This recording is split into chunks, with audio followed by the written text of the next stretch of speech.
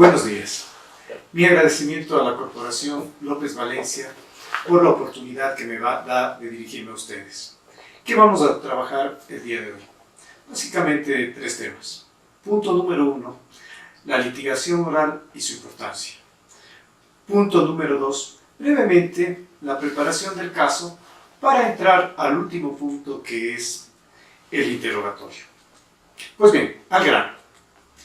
A ver, frecuentemente me preguntan si el tema de la litigación en este momento es un simple tema de moda.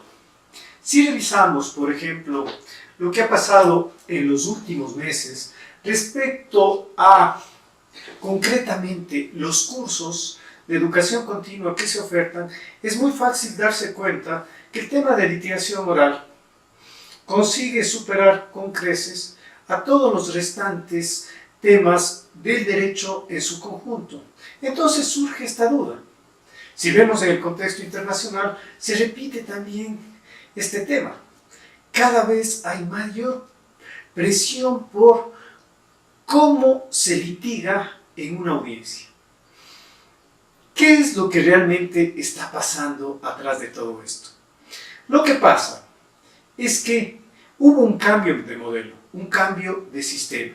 Y esto nos está llevando un poco a replantearnos todo lo que sucede en el campo del derecho.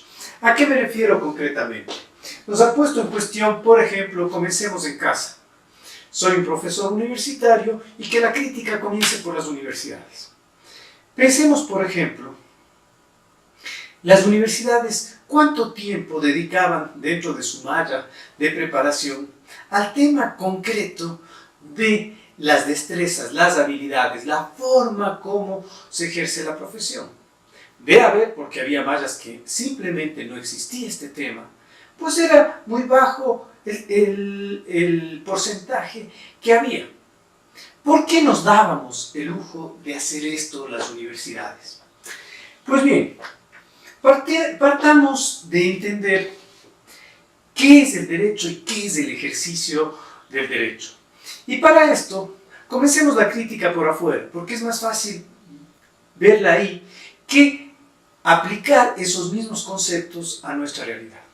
Por ejemplo, ¿cuál es el punto de partida? Si pensamos en todas las otras profesiones, está claro que hay siempre un conocer y hay siempre un hacer. Nadie discute que en toda profesión se tiene que tener conocimientos. Pero hay otra esfera que es al menos igual de importante. ¿A cuál me refiero? A la esfera del oficio. ¿Qué quiero decir concretamente con el oficio? Pues, la verdad, si ustedes fuesen mis clientes, me pagarían por lo que yo sé, por los libros que están atrás, por los libros que he leído. O lo que realmente les importa es qué servicio les presto. En este sentido, el oficio es eso, es la parte práctica del servicio que reciben los usuarios. Pensemos, no discuto que un cirujano tiene que saber anatomía. Sería absurdo pensar que alguien puede entrar a un quirófano sin saber anatomía. Pero la pregunta es, ¿ustedes entrarían con alguien que sabe leer de memoria, se ha aprendido de memoria todos los libros de anatomía, pero no sabe partir y coser? Ok, pensemos en un dentista. No discuto que un dentista tiene que saber la capa de los dientes, los nervios, las venas, las arterias, por supuesto. Pero es o no un artesano que tiene que hacerme un diente de tal manera que este momento pueda dirigirme a ustedes abriendo la boca. Ok, un arquitecto, sí, tiene que saber sobre estructuras, cálculos matemáticos, estática, en fin, hay una serie de ámbitos que tiene que saber, pero tiene o no que saber construir. Ahora, apliquemos esos conceptos a nuestra realidad, a la realidad de los abogados. Pensemos en el Código de Procedimiento Civil. Para ejercer bajo ese esquema, ¿qué habilidades necesitábamos los abogados? Básicamente, tal vez saber escribir con precisión. Los abogados éramos realmente muy prolijos en nuestra escritura. El saber escribir es una destreza profesional de los juristas. Todas estas preguntas quedan en el aire. Es muy duro comprender que hemos ejercido la profesión sin ocuparnos del ámbito de las habilidades, de las destrezas, del hacer. ¿Por qué se dio este fenómeno? Básicamente porque el anterior sistema no exigía destrezas profesionales. ¿Cuál es el problema en este momento? Que cambiamos de un modelo procesal en el cual mis habilidades, mis destrezas eran básicamente inexistentes, al esquema tal vez más duro, más draconiano. ¿Por qué? Por ejemplo, si un médico entra a un quirófano a operar, no se le pone al lado a otro profesional que también lo haga para hacerlos competir. Eso no existe. A un arquitecto que va a construir una casa no se le pone a otro para construir al lado otra casa y competir.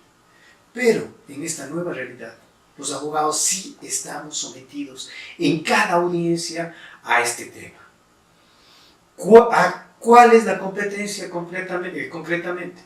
Pues bueno, en el COD ustedes conocen desde hace años toda decisión que afecte los derechos de las partes se da en una audiencia, audiencias para discutir medidas cautelares, audiencia preparatoria, audiencias de juicio, en fin, una serie de audiencias. Y el cambio que ahora nos hace sentir y que nos ha puesto en jaque a las universidades, a los abogados, a los jueces, a las instituciones públicas, Fiscalía, Defensoría Pública, Contraloría, la Procuraduría, a todos, es que cambió este ejercicio, cambió esta forma de hacer realidad el servicio que damos a nuestros conciudadanos. En este momento, el COGEP también ha adoptado este esquema. Así que, un abogado que no sabe actuar en audiencias, de a poco va a sentir que se ve excluido del ejercicio profesional, al menos en el perfil de litigante.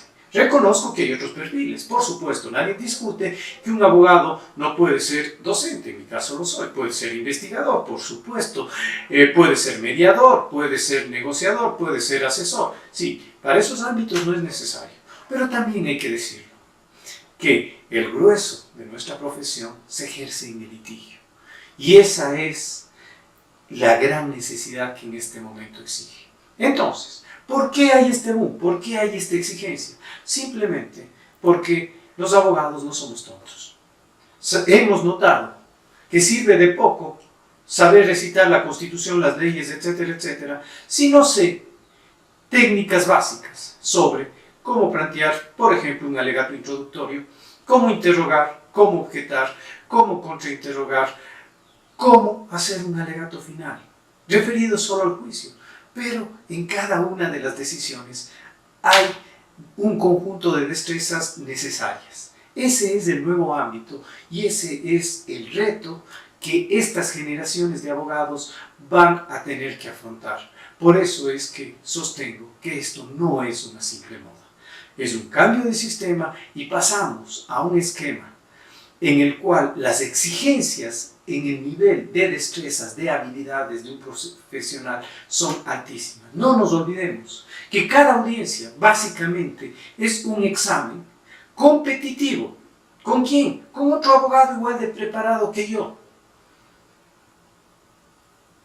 En el que, al final de la audiencia, no solo que va a juzgar el juez, algo para nuestros intereses egoístas, aún más importante, va a juzgar mi cliente, aquel que paga mis honorarios. Ok, visto este cambio, hablemos un poco de qué se necesita hacer, qué ámbitos tiene que saber un abogado para enfrentar una audiencia. De todos los ámbitos de las destrezas que debería tener un abogado, ¿qué debería ser un abogado en el ámbito de habilidades? Pues alguna vez cuando estaba todavía en las aulas universitarias, hace algunos años, pues lo primero que me dijeron es, un abogado debería ser un asesor. En ese tiempo era común las máquinas de escribir, ahora las computadoras. Pero la verdad, los abogados no usamos más que como una máquina de escribir sofisticada las computadoras. Así que el concepto es el mismo. ¿Qué nos decían? A ver, antes de sentar a su máquina de escribir, a su computadora y redactar una demanda, redactar una denuncia, lo que deberíamos es ser capaz de asesorar a quien nos vino a pedir nuestro apoyo profesional.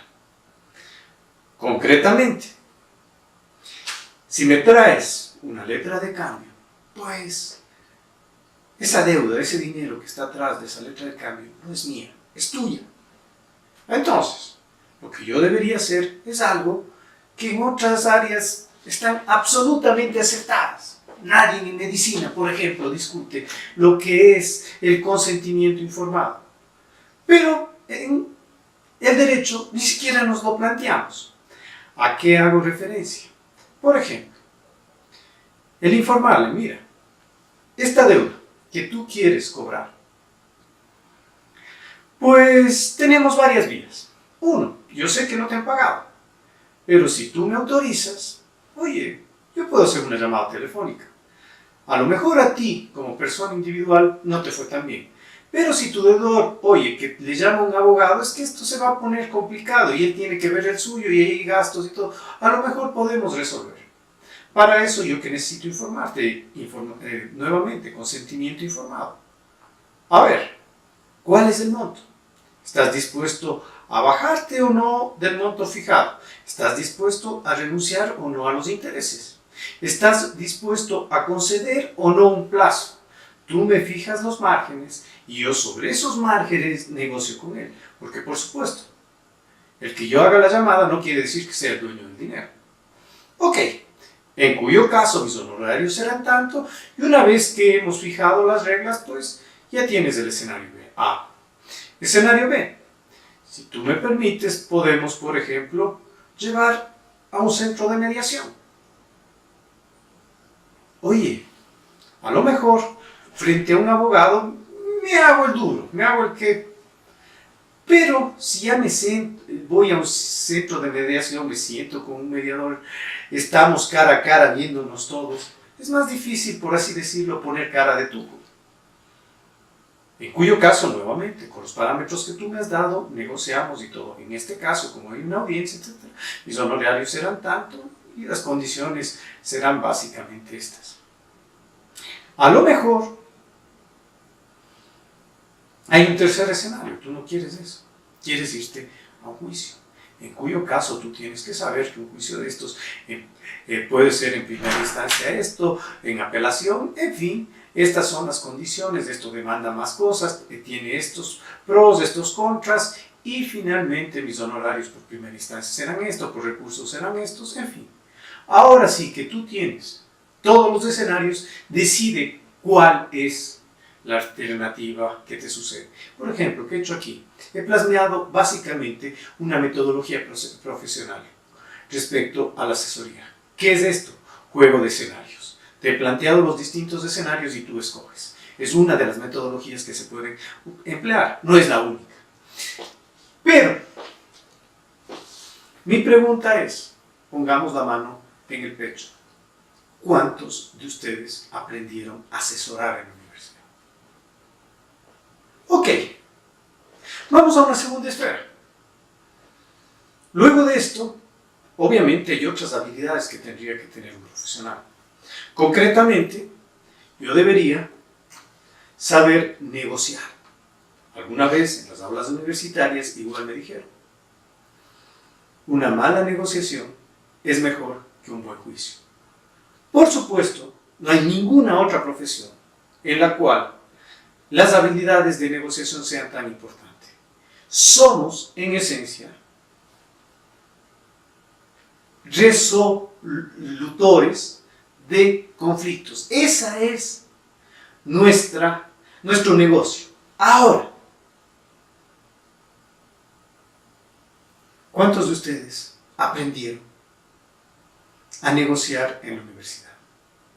En ocasiones, tercera esfera, los abogados debemos ser capaces de mediar.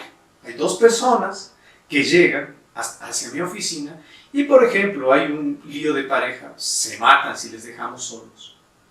Es imposible que ellos negocien. Los abogados tenemos que ser capaces de sentarles, conseguir que bajen las tensiones y ser lo suficientemente hábiles para explicarles, miren, puede ser que no se puedan ver las caras, pero lamentablemente tienen un hijo en común y van a tener que hacerlo durante muchos años. Así que llegar a un acuerdo civilizado es lo mejor para todos. Esas habilidades más o menos son las habilidades de mediación. ¿Cuántos de ustedes aprendieron a mediar en la universidad? Por último, si todo esto fracasa, por supuesto hay que litigar. Obviamente, el entrar a una sala de tribunales no se improvisa. Dejaríamos que un profesional, médico, arquitecto, improvise para ver cómo se construye, improvise para ver cómo se opera. ¿Por qué creemos que los abogados que jugamos con los valores que más interesan a una sociedad podemos entrar a improvisar en una sala de audiencias, en un tribunal? Ok, todo este ámbito es el ámbito de las destrezas. En el ámbito de las destrezas en litigio son solo esta última esfera. Y dentro de esta última esfera suele dividirse en habilidades para litigar, audiencias anteriores al juicio y audiencias específicamente en el juicio. ¿Por qué se le da tal importancia a las audiencias en juicio y se les diferencia de todas las anteriores? Porque la metodología es distinta. Por ejemplo, para pedir el secuestro de un vehículo, yo no necesito interrogar y contrainterrogar testigos, etc. La metodología es otra. Pero en el juicio la metodología es bastante más exigente. Por eso es que se diferencia y se hace un trato de excepción. Además, en un sistema oral, el juicio es el momento en el cual se resuelve el tema de fondo. Ese es el gran día. Ok, entonces, dentro de esas destrezas, lo que vamos a hablar es específicamente de las destrezas en juicio. Y en ella, y dentro de ellas, nos vamos a ocupar, queremos llegar a tocar el interrogatorio. Ahora, para esto necesitamos un paso intermedio, que es la preparación del caso. Ok, comencemos con este nuevo tema. A ver, ¿qué es preparar un caso? No importa cuánto camines, si no sabes a dónde vas, no sirve de nada. Entonces, lo primero que tiene que saber un abogado es, en muy resumidas cuentas, ¿qué carajo voy a hacer en una sala de juicio? Si no tienes claro eso, pues no estamos un poco en nada.